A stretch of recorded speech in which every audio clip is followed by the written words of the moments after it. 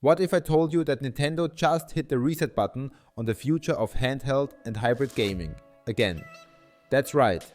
After years of speculation, leaks, wish lists and rumors, the Nintendo Switch 2 has been officially revealed in today's massive Nintendo Direct. From hardware innovations to game confirmations and a new twist on legacy content, the Direct gave us the clearest picture yet of what's next for the world's second best-selling console family. And yes, we've got the release date, confirmed pricing, launch games and much more. Welcome to nerdsection.com. Let's start with the news everyone's been waiting for. Nintendo Switch 2 will launch globally on June 5th, 2025.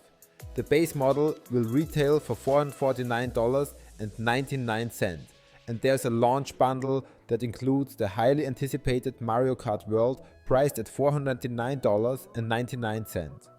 Pre-orders officially open on April 9th, 2025, and Nintendo is taking a few proactive steps to prevent scalping. In a surprising move, early access to pre-orders will be granted to users who have logged at least 50 hours of playtime on the original Switch and have an active 12-month Nintendo Switch Online membership. That's a smart way to reward loyal players while limiting bot abuse. Now, what exactly is this new console packing under the hood?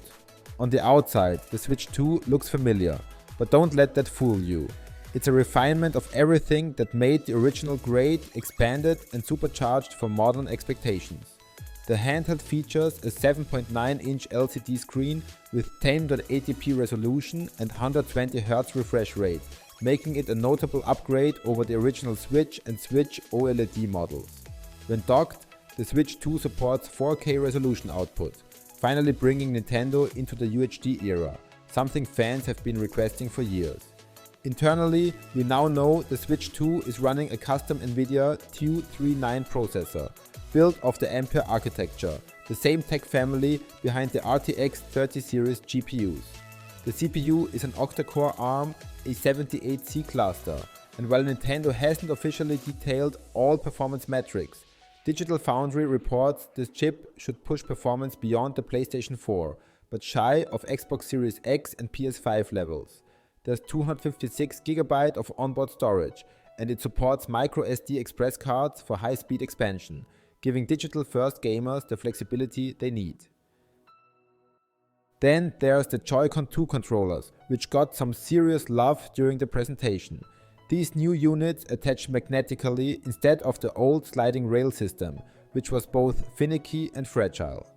The Joy-Cons also have mouse-like functionality when detached, letting them glide across flat surfaces like PC mice, perfect for strategy games, creative applications and even some emulated PC ports. A new C button was spotted on the lower right Joy-Con, though Nintendo didn't fully clarify its purpose. The current best guess. It's a shortcut for voice chat and social functions through the new Game Chat system. Speaking of that, Game Chat is Nintendo's long overdue answer to in-game communication. Integrated directly into the OS, it allows voice chat, party lobbies and even video calling between Switch 2 players. No more relying on a companion phone app to talk to your friends.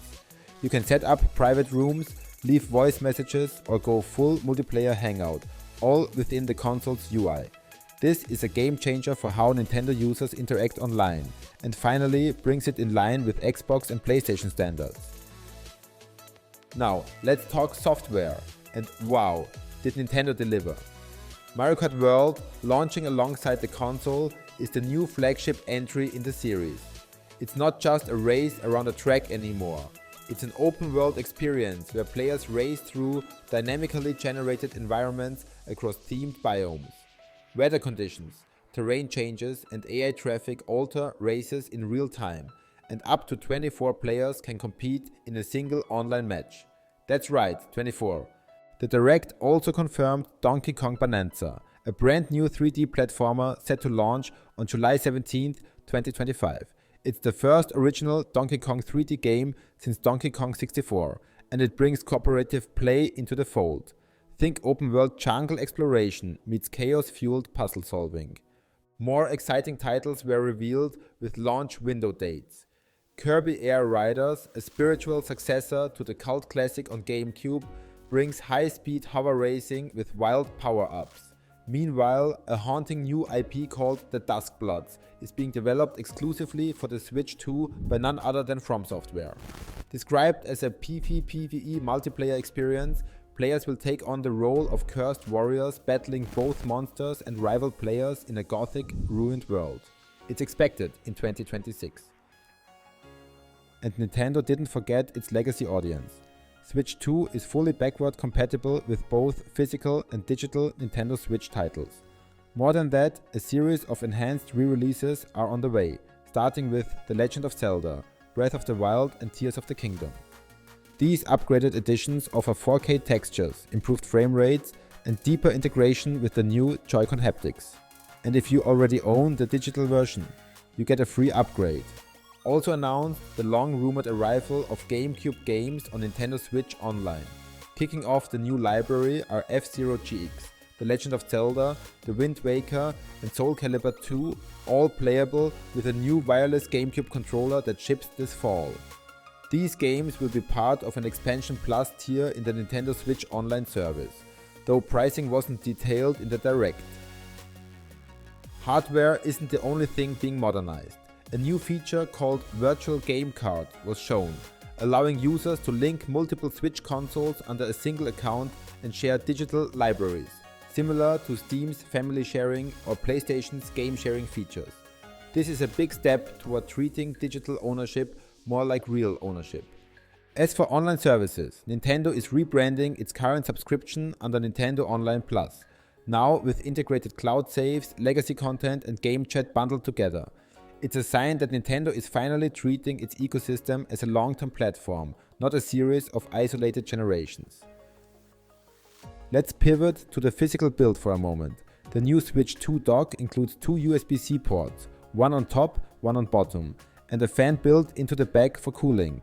There's also talk of future third-party docks that support additional HDMI outputs for split-screen streaming or dual display setups. The Pro Controller got a refresh as well. It now includes rear pedal buttons, an integrated headphone jack and dedicated game chat toggle. For players who prefer traditional gamepads, this one looks built for comfort during long sessions and seems ready for competitive gaming environments. Now, let's take a second to zoom out. Why does this matter? Nintendo isn't just launching a new console. They're building an ecosystem that bridges generations, styles of play and social interaction. With cloud-based accounts, digital library sharing and full backward compatibility, the Switch 2 is positioned as a living platform, much like what Microsoft has been building with Xbox. The goal isn't just to sell hardware, it's to keep you in the Nintendo world, whether you're on a TV, handheld, couch or train. Of course, challenges remain. The Switch 2 will face serious competition from handheld PCs like the Steam Deck, Asus ROG Ally and Lenovo Legion Go. These machines offer raw power, open platforms and wide compatibility, but they lack the Nintendo seal of quality, first-party support and family-friendly approach. With the Switch 2, Nintendo doesn't need to win a specs war. It just needs to deliver experiences no one else can. And from what we've seen today, they're doing exactly that. So let's recap the confirmed key points from today's Nintendo Direct. The release date is June 5th, 2025. It will cost $449.99 and with Mario Kart World $499.99. The pre-orders open on April 9th, 2025.